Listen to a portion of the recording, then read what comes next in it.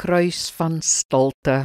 Lukas 9 vers 23 sê, toe het hy vir almal gesê, as iemand my wil navolg, moet hy homself verloon en elke dag sy kruis opneem en my volg. Jesus sê, as ons nie ons kruis opneem, soos hy sy kruis opneem, kan ons nie sy navolger wees nie.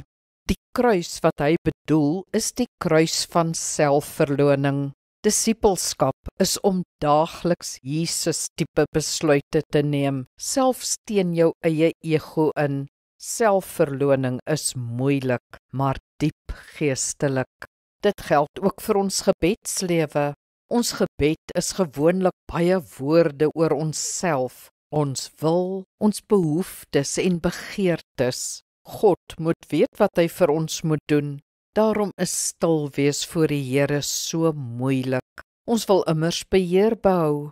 Dis egter presies wat God vra, dat jy beheer oorgee, dat jy aanvaar dat hy jou behoeftes die beste ken.